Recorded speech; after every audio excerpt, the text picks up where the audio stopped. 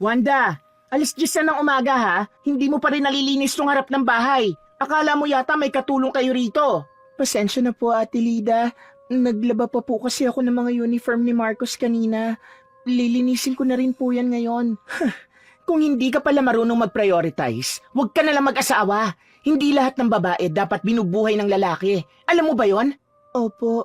Opo ka ng opo. Wala ka namang silbi. Ni hindi mo kaya magluto ng sinangag na hindi matigas. Paano mo napapasaya ang kapatid ko, ha? Hindi ko alam kung anong nakita sa'yo ni Marcos. Tahimik lang si Wanda habang pinupunasan ng mesa. Sanay na siya sa mga ganitong litanya araw-araw.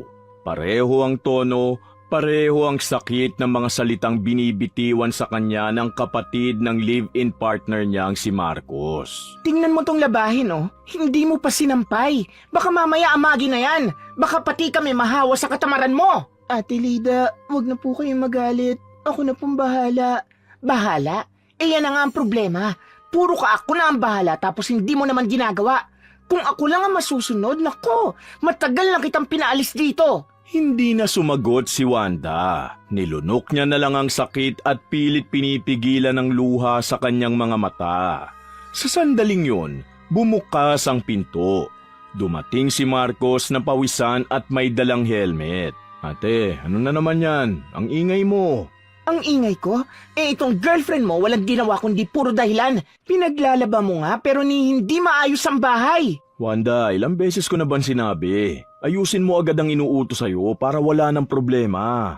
Oo, Marcos. Gagawin ko na sana Kaso ano? Lagi kang may dahilan, Wanda.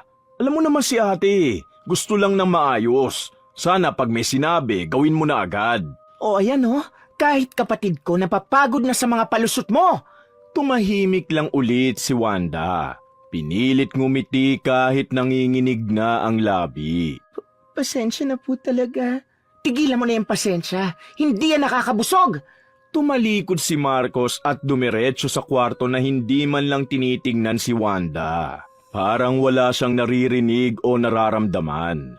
Naiwan siyang nakatayo at hawak ang walis habang si Lida ay patuloy pa rin sa panenermon. Ay nako, pinagdarasal ko talaga na matakuhan na yung kapatid ko.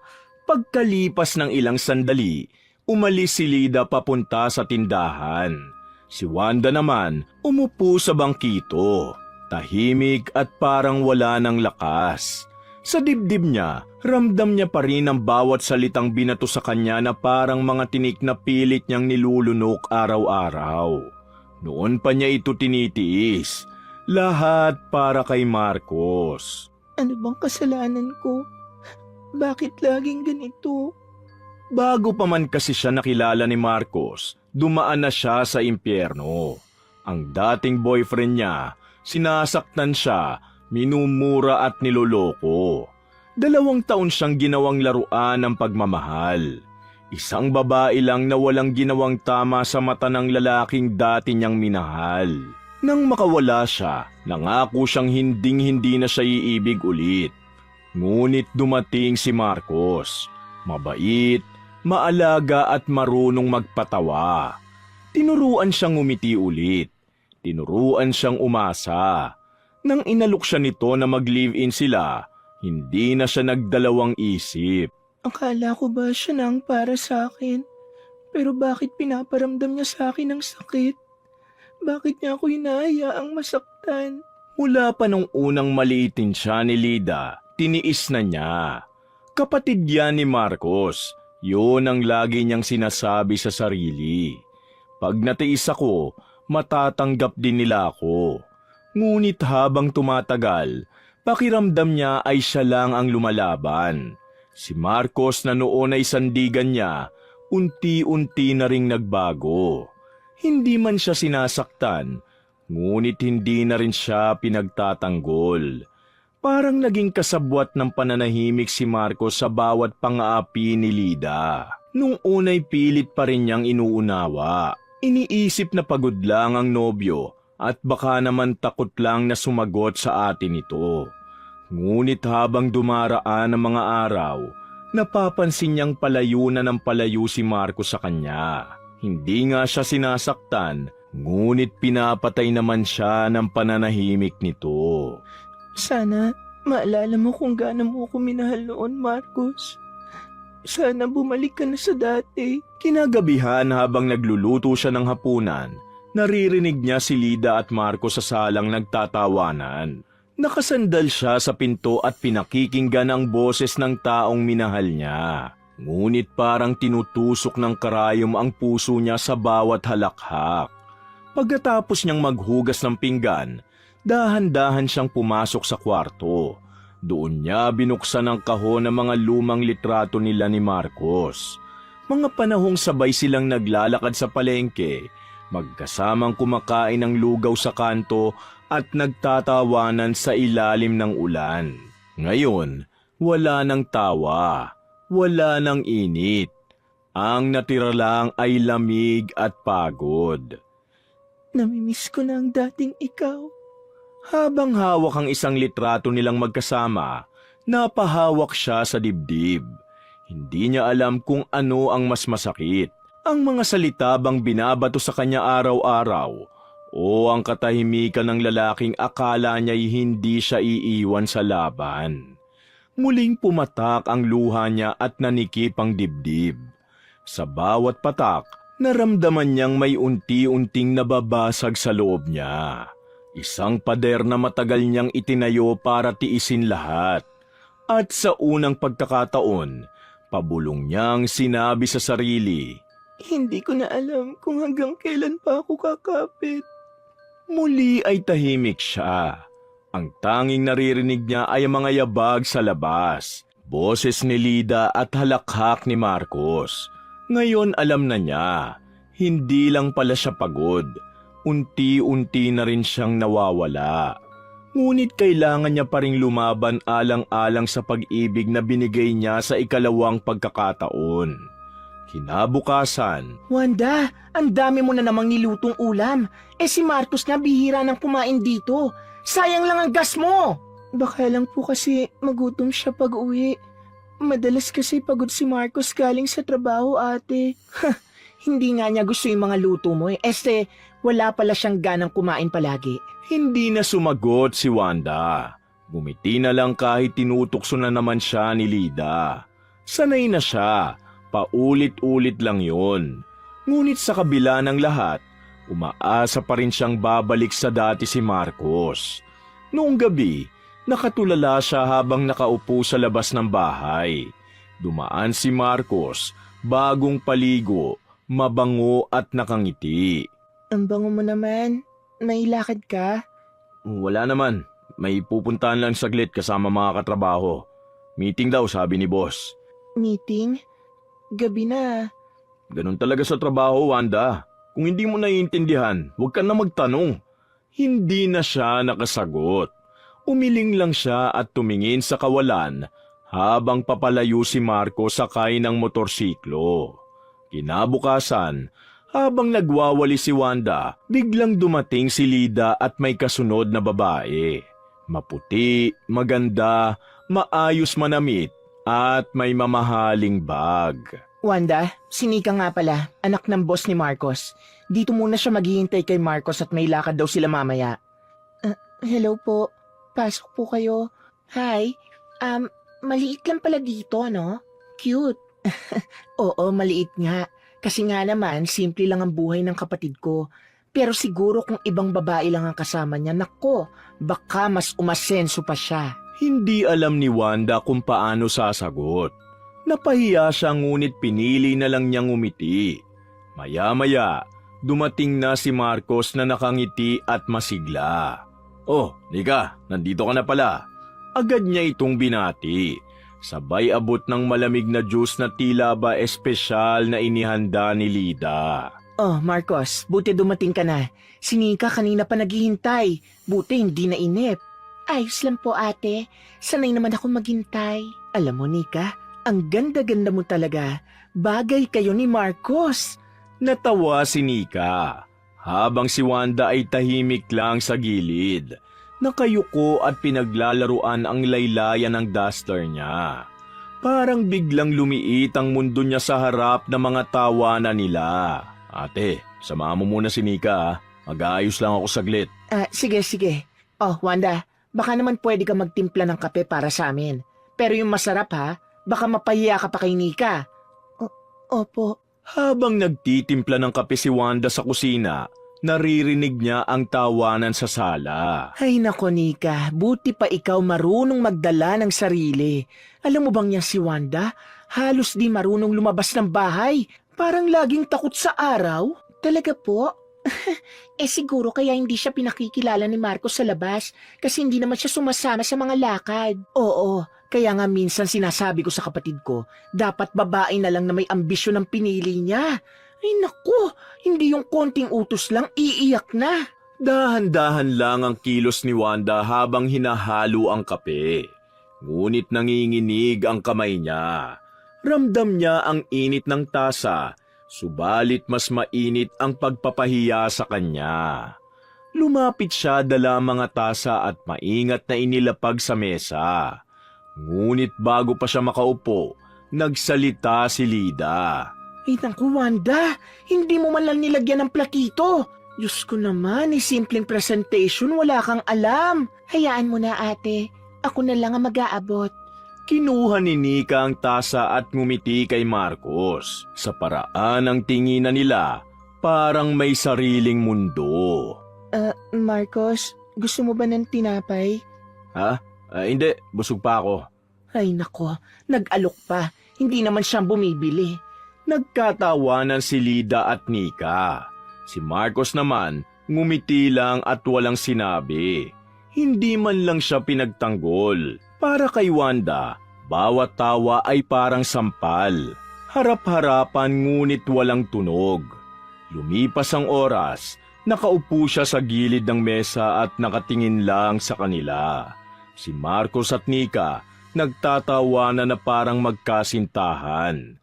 Si Lida naman ay abala sa kakapuri sa dalaga. Alam mo Nika, bagay talaga kay ni Marcos. Pareho kayong may tindig at may dating. Hindi tulad ng iba dyan, laging naka-duster. Wag naman po ganon.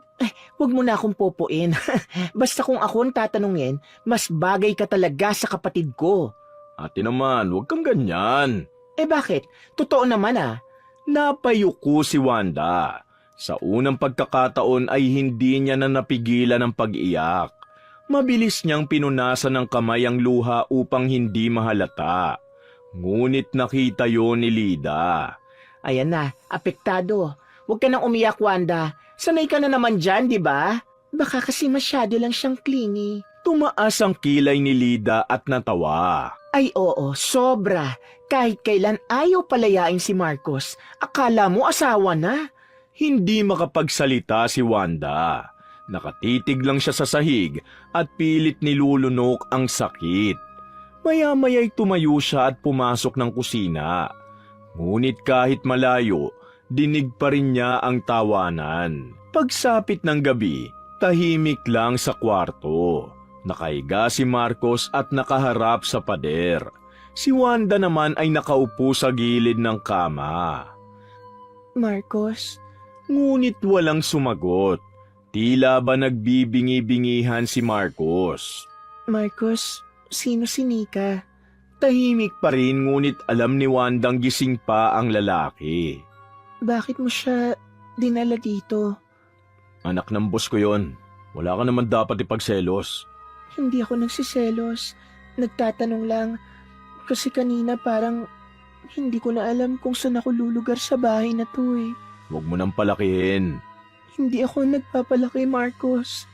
Pero kanina, kahit isang beses hindi mo man lang ako pinagtanggol. Wanda, huwag na natin pag-awayan ng walang kwentang bagay. Alam mo namang naiirita ako pag may gulo dito sa bahay. Gulo? Ako ba ang gulo? Tama na ha, pagod ako. Tumalikod siya at sa isang iglap, natulog na parang walang nangyari. Tahimik lang si Wanda, ngunit sa loob niya ay parang may pumutok. Lahat ng sakit ay inipon niya. Lahat ng pagtitiis ay bumigat lalo sa dibdib niya. Sa madilim na kwarto, bumulong siya ng mahina. Hindi ko alam kung anong mas masakit. Yung pinagtatawanan ako o yung wala ka man lang ginawang paraan para ipagtanggol ako. Sa labas, narinig niyang tumawa si Lida sa kabilang kwarto. Isang tawa ng pagkapanalo, isang tawa ng pangungutya, habang siya nananatiling talunan, tahimik at umiiyak ng walang luha. Doon sa gitna ng katahimikan, unti-unti nang nabubuo sa puso ni Wanda ang isang bagay na hindi niya akalaing mararamdaman ulit. Ang galit. Isang galit na matagal niya nang nilunok. Ngunit ng gabing yun, nagsimula ng gumapang palabas. Kinabukasan, mainit ang sikat ng araw. Maaga pa lang ay abala na si Wanda sa paglalaba. Tahimik lang siya at pinipilit niyang kalmahin ang isip habang pinanonood ang mga bula sa planggana.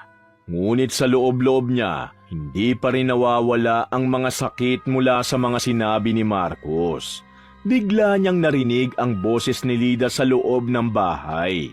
Masaya, maingay at parang may bisita na naman. Hindi na siya nagtaka. Simula nung dumating si Nika nung nakaraan, araw-araw na yata itong bumabalik. Ngunit nang marinig niyang tumawa si Marcos, iba na ang kutob niya. Hindi na siya nakatiis.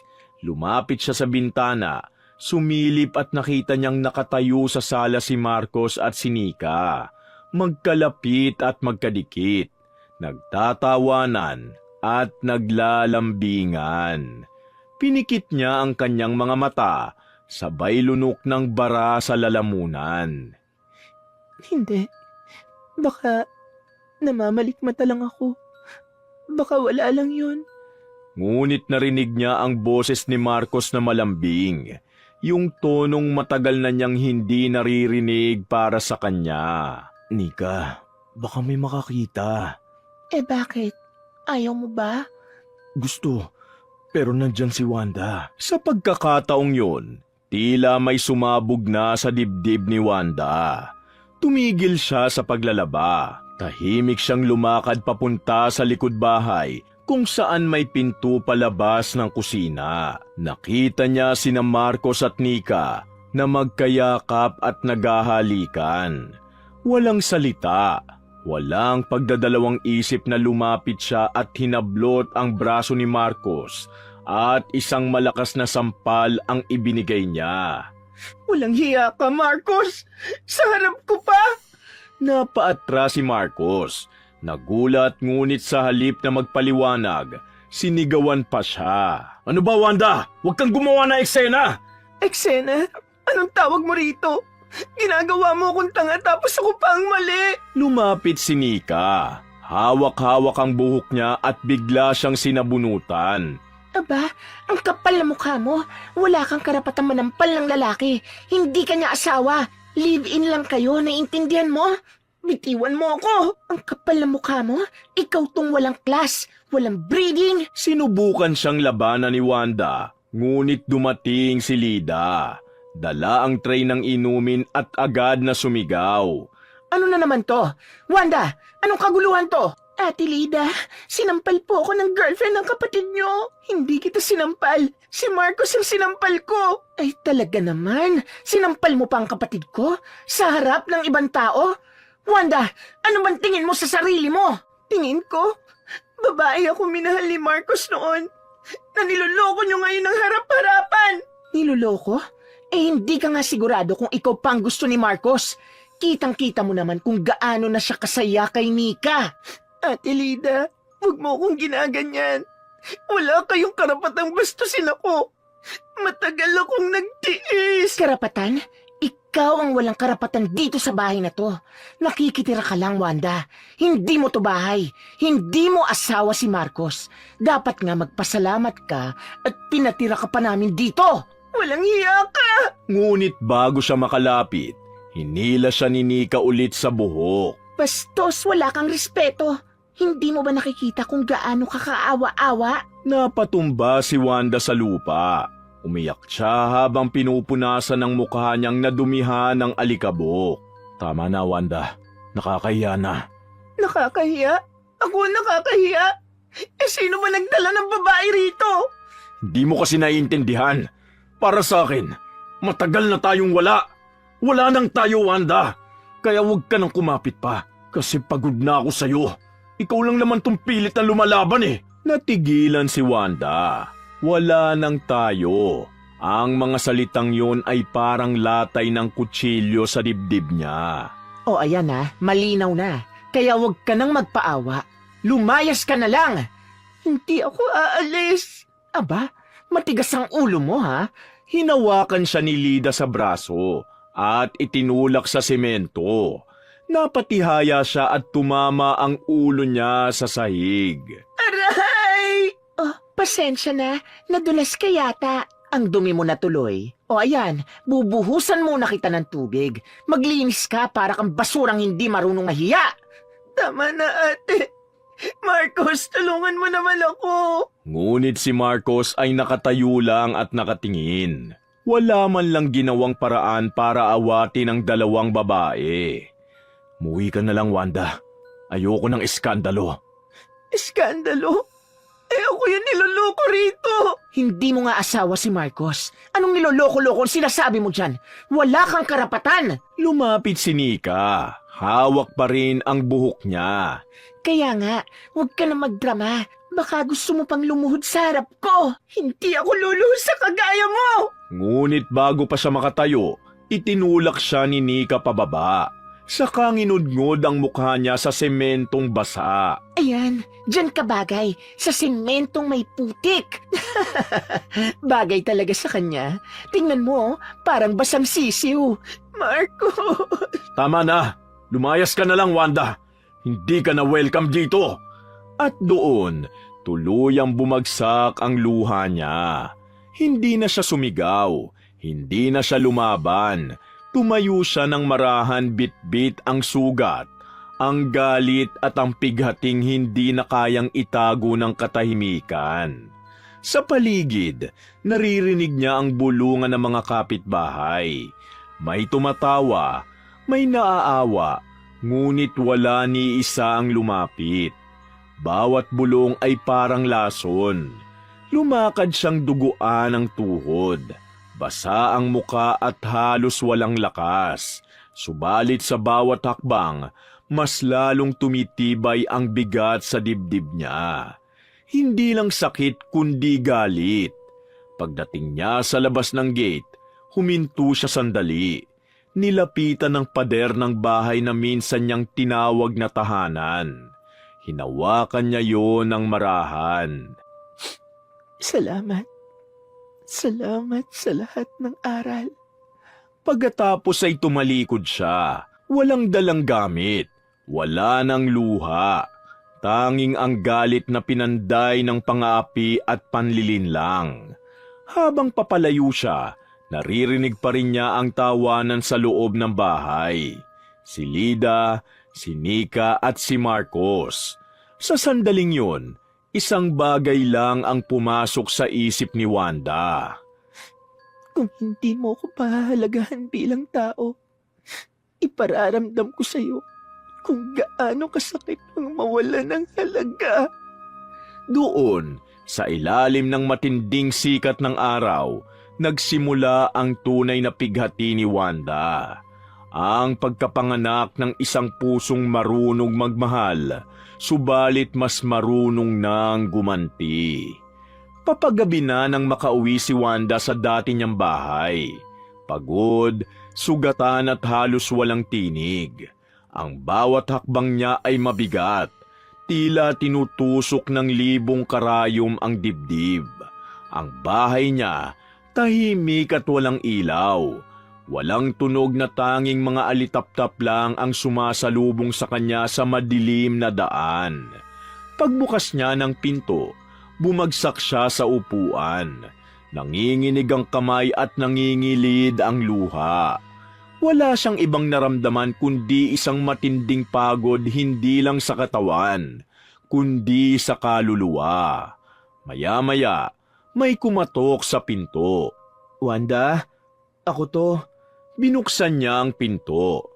Si Leo, dala ang puting supot na may lamang mainit na lugaw. Pagkakita sa itsura ni Wanda na magulo ang buhok, may mga pasa sa braso at may tuyong dugo sa labi, agad itong napahinto. Wanda, Diyos ko, ano nangyari sa'yo? Hindi na niya mapigilang umiyak. Tumakbo siya palapit kay Leo. Niyakap ito ng mahigpit at humagulgol sa dibdib niya. Tanging ang kaibigan na lang ang karamay niya. Leo, itinapon nila ako at pinahiya sa harap ng mga tao na parang basura. Dahan-dahan siyang inalalaya ni Leo papasok sa bahay. Umupo sila sa upuan. Si Wanda ay tuloy-tuloy lang sa pag-iyak, habang si Leo ay tahimik lang na nakikinig. Sinong gumawa nito sa'yo? Si Marcos? Si Lida, si Nika, at si Marcos. Pinagtulungan nila ako. Pinahiya ako. Hinila sa buhok, itinulak sa simento at nginudgod ang mukha ko sa putik. Tapos pinagtawanan ako. Si Nika, siya yung bago ni Marcos. Hayop sila. Akala ko, Leo, siya na yung lalaking hindi ako sasaktan. Pero alam mo bang siya pa yung unang nagtulak sa akin para lumayas? Wanda, makinig ka. Alam kong masakit, pero hindi mo kailangan bumaba sa level ng ugali nila. Kalimutan mo na lang. Kalimutan? Paano ko makakalimutan, Leo? Paano ko aalisin yung mga salitang paulit-ulit sa utak ko? Walang karapatan, wala kang halaga, lumayas ka. Hindi mo alam kung gaano yun kasakit. Alam ko, pero wag mong hayaang kainin ka ng galit. Tahimik si Wanda. Tumitig siya sa mesa. Doon, sa ilalim ng basag na ilaw ay nakita niya ang isang lumang kahon sa sulok. Unti-unti niyang inabot yun. Kahon ang alaala ng kanyang lola Iday.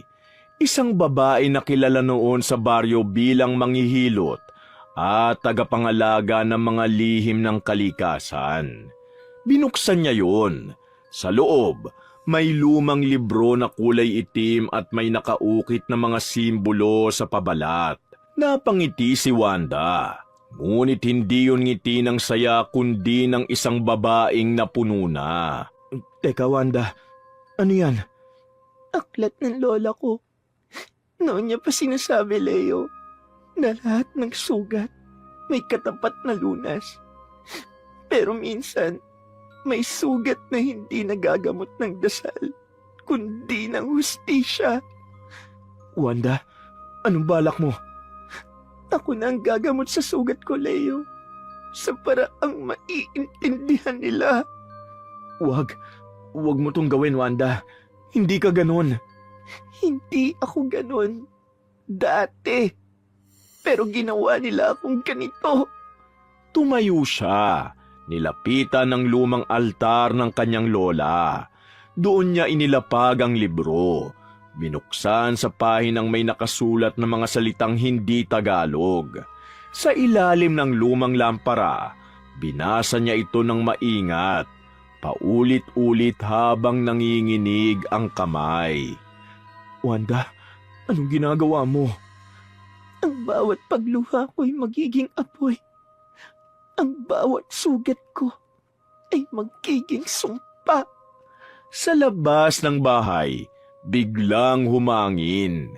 Tumigil ang mga kuliglig.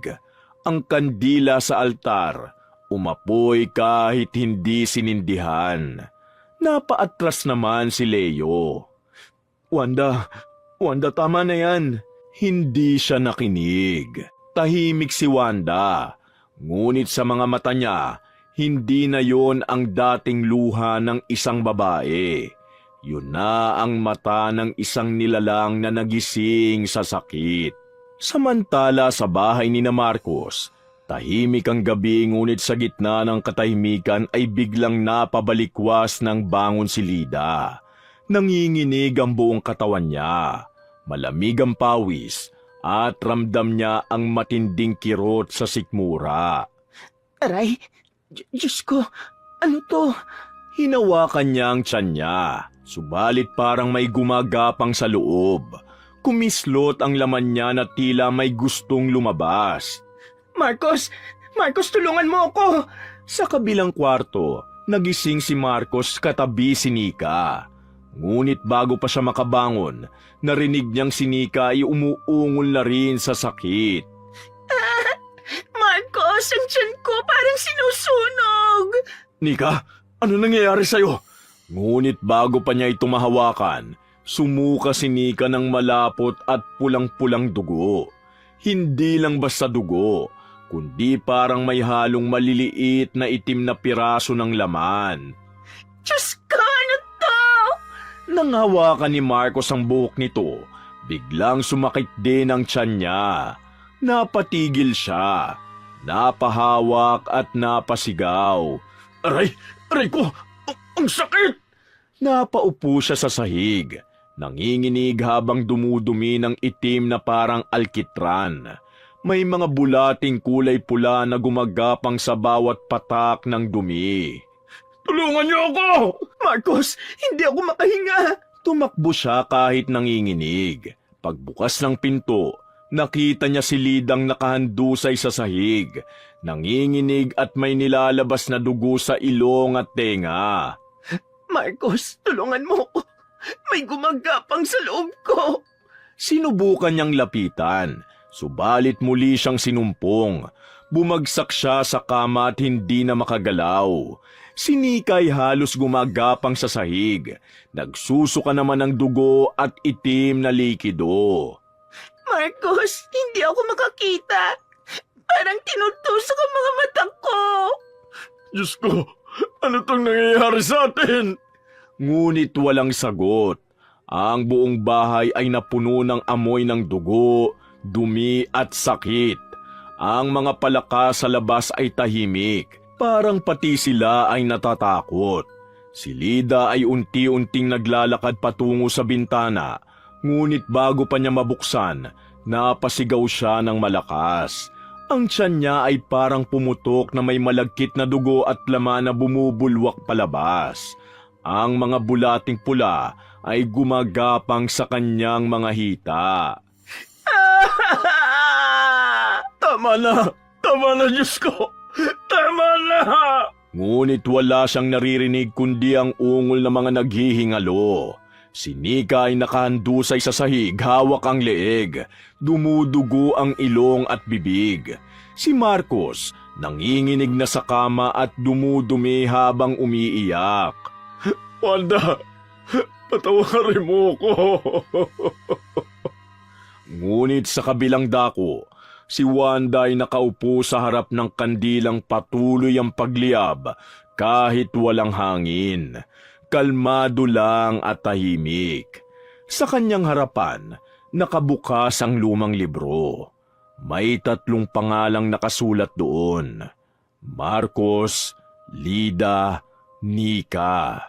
Sa ilalim nito, nakasulat ang 3 salitang paulit-ulit niyang binibigkas habang tumutulo ang luha. Ang sakit na pinaasa sa akin ay ibabalik ko ng 3 ulit. Nanginginig ang kamay niya, subalit hindi sa takot kundi sa kapangyarihang galing sa galit. Lumabas siya sa bahay at tumingin sa langit. Ang buwan ay mapula. Sa hangin ay parang may boses na humahaplos sa kanyang tenga. Boses ni Lola Iday na parang bumubulong na ang kulam ay hindi laro at hindi siya nito ililigtas bagkus ay babaguhin siya nito. Ngumiti si Wanda na may luha sa mga mata. Hindi ko kailangan ng kaligtasan, Lola. Kailangan ko lang maramdaman nilang nasaktan ako. Doon, sa gitna ng malamig na hangin at ilaw ng buwan, nakatayo si Wanda. Isang babaeng minsang minahal, niloko, at ngayoy ginawang halimaw ng pighati. Samantala, sa bahay ni na Marcos, si Lida ay wala ng malay at nakadilat ang mga mata. Si Nika naman, duguan ang bibig, humihingal at hawak ang tiyan. At si Marcos nakahandusay sa ibabaw ng kama na nababalutan ng sariling dumi. Nanginginig habang humihinga ng mabilis. Wanda, tulungan mo ko. Samantala, madilim pa nang magpasya si Wanda. Tahimik ang paligid ngunit ang puso niya ay hindi.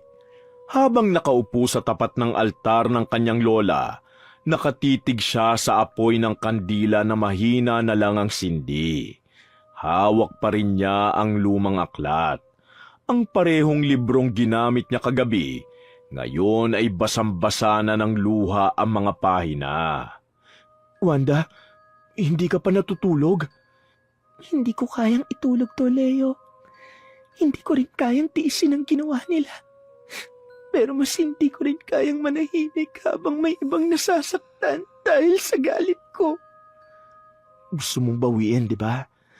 Oo, kasi kung tutularan ko sila, ano pang pinagkaiba ko sa kanila? Tinitigan siya ni Leo na may halong gulat at paghanga. Sa mata ni Wanda, hindi na yon ang babaeng durog. Hindi na rin yon ang babaeng puno ng puot. Yon ay isang babaeng natutong tumayo sa gitna ng bagyo, hindi para manira, kundi para maghilom. Samahan mo ko, Leo. Babalik ako sa kanila. Tahimik ang paligid nang bumalik si Wanda sa bahay ni na Marcos kasama si Leo. Subalit hindi katahimikan ng kapayapaan kundi katahimikan ng takot. Ang bahay na dati puno ng halakhak ni Lida at tawa ni Nika, ngayon ay parang pinagsakluban ng langit.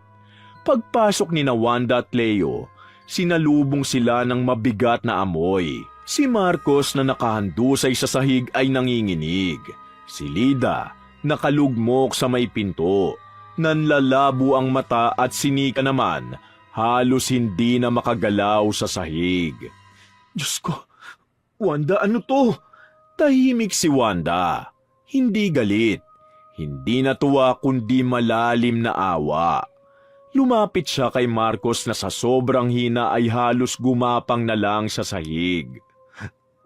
Wanda, tulungan mo ko. Hindi ko na kaya. Yan ang sinasabi ko noon, Marcos. Tulungan mo naman ako. Pero tinalikuran mo ko. Pilit na lumuhod si Marcos ngunit walang lakas. Tinignan siya ni Wanda hindi bilang kaaway, kundi bilang taong minsang minahal. Akala ko ikaw ang kakampi ko sa lahat.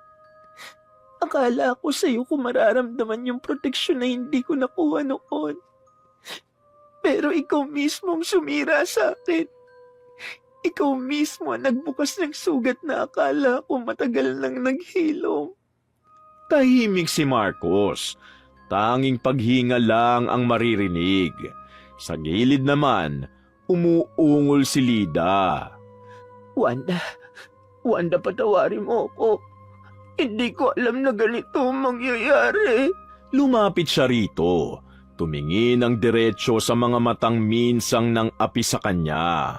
Araw-araw mo kong pinapahiya. Ginawa mo kong katulong. Ginawa mo kong walang kwenta. Pero kahit ganon, tiniis ko kasi kapatid ka ng taong mahal ko. At ngayon, tignan mo ang sarili mo, Lida. Hindi mo kailangang patawan ng kahit anong sumpa para maparusahan. Ikaw na mismo ang gumawa ng sarili mong karma. Natahimik si Lida. Umiiyak na lang hawak ang dibdib. Sa gilid ay nagsalita si Nika na halos hindi na marinig. Wanda, sorry. Hindi ko alam. Hindi ko alam na ganito kasakit. Lumapit si Wanda sa kanya. Sa unang pagkakataon, nakita niya si Nika hindi bilang karibal, kundi bilang batang babaeng naligaw din. Sa susunod, Nika, matuto kang rumispeto. Hindi mo kailangang agawin ng iba para mas maramdaman mong mahalaga ka. Dahil pag ginawa mo yan, sarili mong puso ang mawawala sa'yo. Nang marinig ni Nika yun, tuluyan na siyang napahagulgol. Sa gitna ng lahat, Tumingin si Wanda sa paligid. Ang mga pader, ang kama, ang sahig at lahat ay parang saksi sa pait at kasamaan ng mga taong nasa loob. Hindi ko ginawa to para pumatay. Ginawa ko to para maramdaman niyo kung gaano kasakit ang mawalan ng dangal. Pero ngayon, tapos na. Kinuha niya sa bulsa ang maliit na bote ng langis. Pinuksan ito at dahan-dahang binuhos sa sahig habang binibigkas ang mga salitang kinabisan niya mula sa aklat ng kanyang lola. Biglang umihip ang malamig na hangin. Ang kandila sa mesa ni Lida ay biglang umilaw. Ang mga bulating gumagapang sa sahig ay natuyo at naglaho. Si Marcos ay unti-unting nakahinga ng normal. Si Nika ay tumigil sa pagsusuka at si Lida ay bumalik ang kulay sa mukha. Tahimik ang lahat. Ang dating sigaw at ungol ay napalitan ng iyak, hindi ng sakit, kundi ng pagsisisi. Wanda, patawarin mo ako. Nabulag lang ako sa mga sinasabi ni ate. Pinaniwalaan ko na mas tama siya. Pero ikaw pala ang tama. Mahal pa rin kita. Pero alam kong huli na. Ngumiti si Wanda, ngunit may luha sa gilid ng mata. Oo, Marcos. Huli na. At kung mahal mo pa ako, tanggapin mong wala na ako sa buhay mo. Kasi kung totoo ang pagmamahal mo, hindi mo na kailangang saktan para mapatunayan. Tinignan niya ang tatlo na basang-basa sa luha. Nanginginig ngunit buhay. Ngayon, hindi na sila galit. Pati na si Wanda. Tama na, Wanda. Naitama mo nang dapat. Tumango si Wanda. Lumapit siya kay Marcos sa huling pagkakataon. Marcos, binibigay ko na ang kalayaan mo. Hindi na ako maghihintay. Hindi na ako maghahanap. Dahil sa wakas, natutunan kong mahalin ang sarili ko. Niyakap niya ito saglit. Huling yakap ng babae sa lalaking minsang naging mundo niya. Pagkatapos ay tumalikod siya. Magaang ang loob na nilisan sa huling pagkakataon ang bahay na yun. Samantala, si Wanda ay tahimik na nakatira sa maliit na bahay kasama si Leo. Hindi sila magkasintahan, magkaibigan lang, ngunit puno ng respeto sa isa't isa. Sa gabi, nag-aalay siya ng kandila sa altar ng kanyang lola. Lola, tapos na po. Hindi ako tumulad sa kanila. At siguro, iyon ang tunay na hustisya. Ngumiti siya sabay pinatay ang kandila. At sa dilim, naroon ang liwanag ng isang pusong hindi na puno ng pighati, kundi ng kapatawaran. Ang galit ay apoy na kapag pinairal mo, ikaw rin ang masusunog. Ngunit kapag ginamit mo ito para maghilom, nagiging ilaw ito ng kapatawaran. Sa dulo, hindi pagiganti ang tunay na lakas, kundi ang kakayahang magpatawad kahit hindi humihingi ng tawad. Wakas!